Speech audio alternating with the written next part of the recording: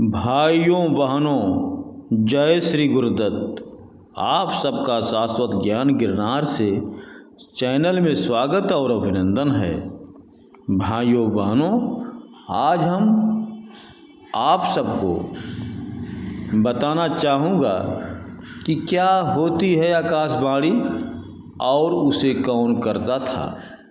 हम सब ने कभी न कभी आकाशवाणी इस शब्द को अवश्य सुना है। हमारे धर्म ग्रंथों एवं पुराणों में कई प्रसिद्ध आकाशवाणी का वर्णन है। सुनने में तो ये शब्द बड़ा सरल लगता है कि आकाशवाणी अर्थात आकाश की वाणी, किंतु वास्तव में इसका रहस्य बहुत गूढ़ है। तो इससे पहले हम आकाशवाणी के बारे में जानें, हमें आकाश के विषय में समझना होगा। ये तो हम सभी जानते हैं कि जगत में जो कुछ भी दिखता है वो सभी पंच तत्वों में मिलकर बना है। हमारा शरीर भी पांच तत्व से ही मिलकर बना है। ये पांच तत्व हैं धरती, जल, अग्नि, वायु एवं आकाश।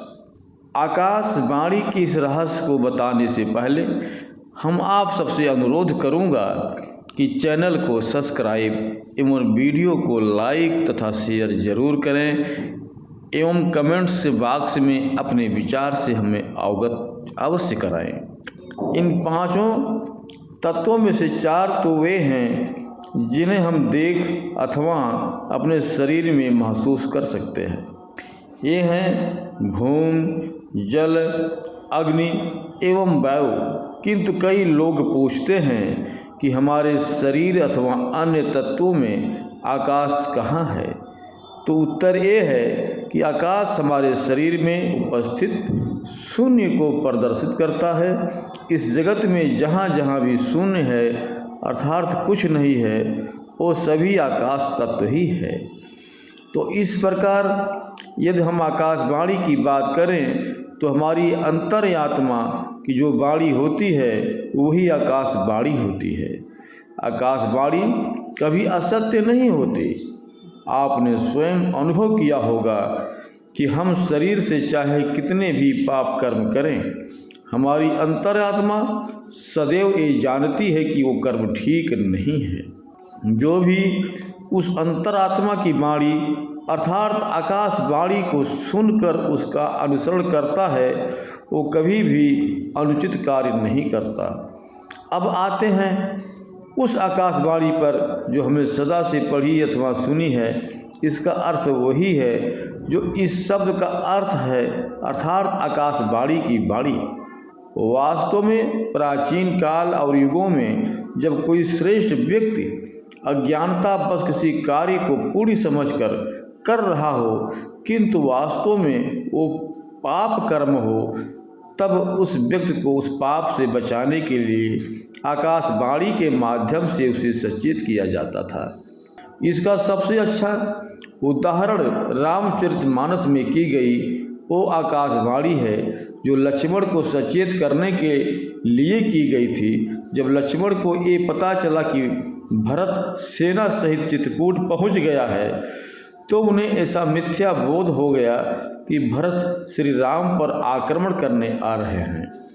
उन्हें सत्य का पता नहीं था, किंतु भरत अपने बड़े भाई को वापस लौटाने के लिए आ रहे हैं। इसी भ्रम में उन्होंने भरत के वध का संकल्प कर लिया और अपने धनुष को धारण किया।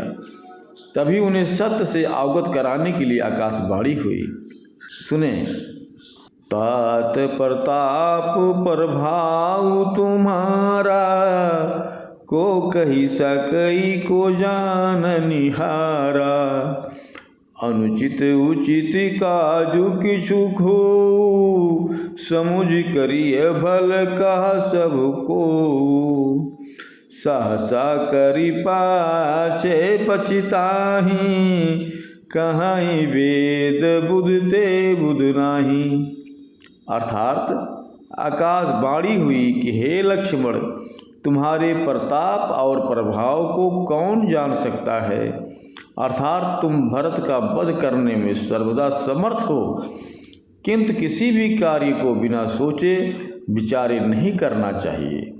जो व्यक्ति बिना सोचे विचारे घोर कर्म करते हैं उन्हें पीछे पछताना पड़ता है।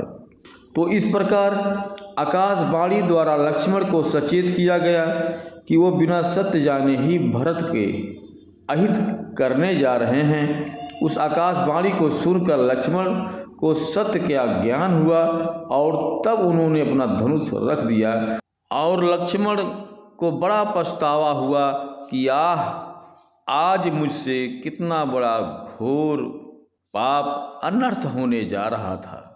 दूसरी परिस्थिति वो थी जब पाप कर्म अपनी सीमा को पार कर जाता था अथवा किसी प्राणी के पाप का घड़ा भर जाता था, तब आकाशवाणी के द्वारा उसे चेतावनी दी जाती थी। इसके पीछे दो प्रयोजन होता था।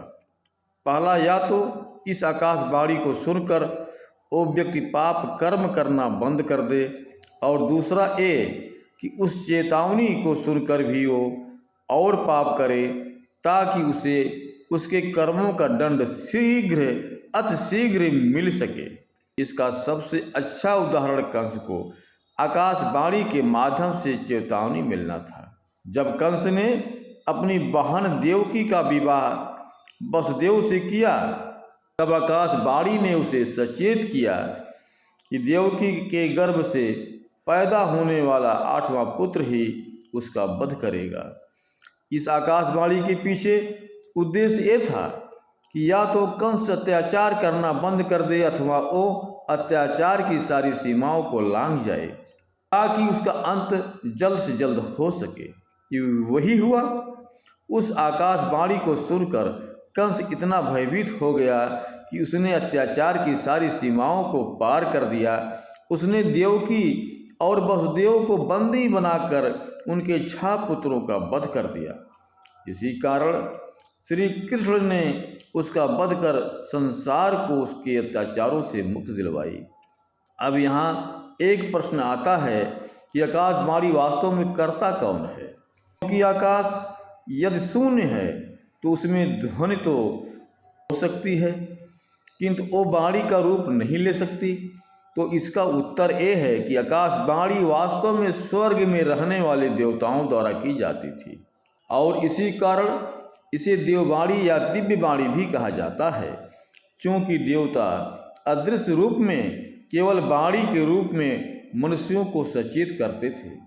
इसी कारण ऐसा लगता था कि ये वाणी आकाश से ही आ रही है और इसका नाम आकाशवाणी पड़ गया। देवताओं के अतिरिक्त केवल कुछ ऋषि सिद्ध पुरुष ही मानव मात्र को सचेत करने के लिए आकाशवाणी कर सकते थे। ब्रह्मा विष्णु महेश के आदेश के हिसाब से ऐसे ऋषि मुनि भी आकाशवाणी वास्तव में परमपिता ब्रह्मा के कहने पे, विष्णु के कहने पे और महेश के चाहने पर किया करते थे, क्योंकि वही सभी प्राणियों के भूत, वर्तमान और भविष्य के ज्ञाता हैं। ब्रह्मा जी द्वारा कही गई वाणी को ब्रह्मवाणी भी कहा जाता है। आप सबने सुना होगा कि ब्रह्मवाणी अमोघ है।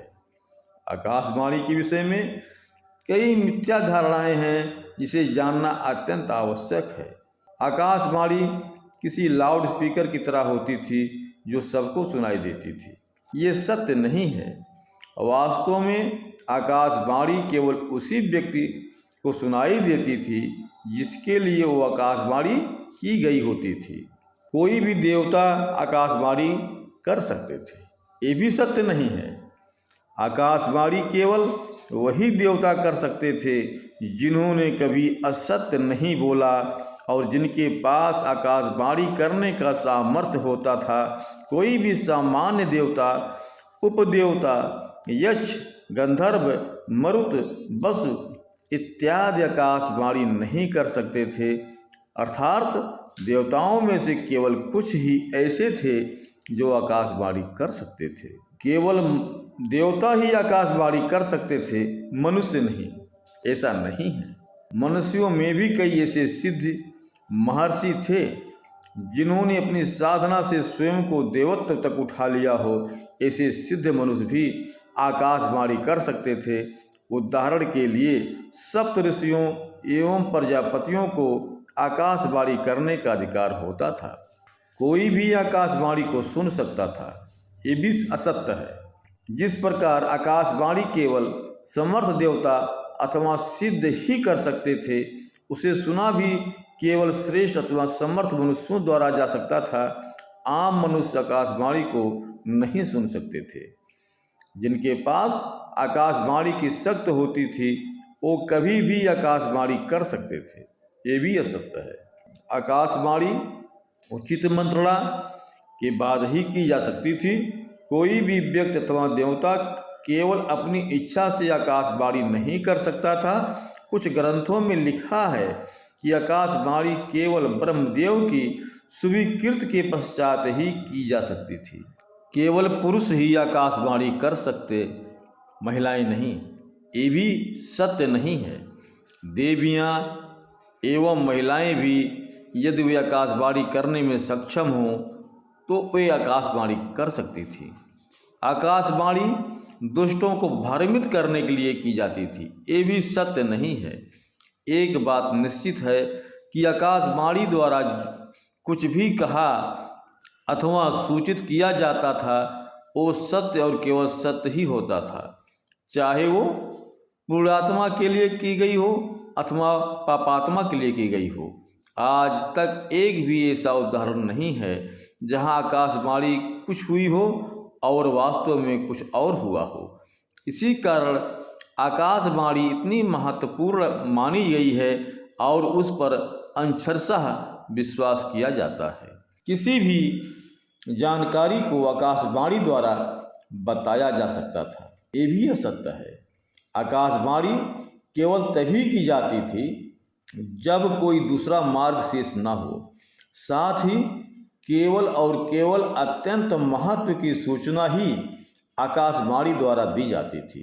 आकाशवाणी केवल सतयुग, त्रेता युग एवं द्वापर युग में की जा सकती है, कलयुग में नहीं। ऐसा भी नहीं है, कलयुग में भी भविष्यवाणियाँ हो सकती हैं। ऐसी मान्यता है जब भगवान कलि के अवतरण का समय आएगा तो आकाशवाणी द्वारा दुष्ट मनुष्यों को उनके आगमन की सूचना दी जाएगी। कुछ लोगों का ये प्रश्न भी हो सकता है कि यदि कलयुग में भी आकाशवाणी हो सकती है तो हमें सुनाई क्यों नहीं देती। उसका उत्तर यही है जो इस लेख के प्रारंभ में बताया गया है। आकाशवाणी केवल देववाणी ही नहीं होती, कई बार हमारी अंतरात्मा और छठी इंद्री भी हमें सचेत करती है, जिसे आकाशवाणी का ही एक रूप समझा जाता है। इसके अतिरिक्त आकाशवाणी सबके लिए नहीं होती, जिसके लिए होती है उन्हें इसका आभास हो जाता है। कई बार स्वप्न भी आकाशवाणी के रूप में हमें सचेत करते हैं। ऐसे असंख्य घटनाएं हैं जब स्वप्न साकार होते हैं। ऐसी मान्यता है दिवा स्वप्न अर्थात दिन में देखा गया स्वप्न अधिकतर सत्य साबित होता है। वैसे तो इस प्रकार की भविष्यवाणियों के कई उदाहरण हैं, किंतु एक उदाहरण अमेरिका के राष्ट्रपति अब्राहम लिंकन के विषय में बड़ा प्रसिद्ध है। ऐसा लिखा गया है कि एक बार अब्राहम लिंकन ने अपने साथी वार्ड लेमन को अपने सपने के बारे में बताया कि उन्होंने स्वप्न देखा कि व्हाइट हाउस में रोने की आवाज़ आ रही थी और लोग एक शव को घेर कर रो रहे थे। जब मैंने पास जाकर देखा तो वो मेरा ही शव था। उनकी बात सुनकर लेमन हंसने लगे, किंतु इस घटना के केवल 2 दिनों के बाद ही लिंकन की हत्या कर दी गई। बाद में इसी वार्ड लेमन ने लिंकन की जीवनी लिखी और उसमें इस घटना का उल्लेख किया। तो आकाशवाणी हर युग में की जाती रही है। आवश्यकता केवल उनके रहस्यों को ठीक प्रकार से समझने का है। भाइयों एवं बहनों, अब अपने हम शब्दों को यहीं पर विराम देता हूँ।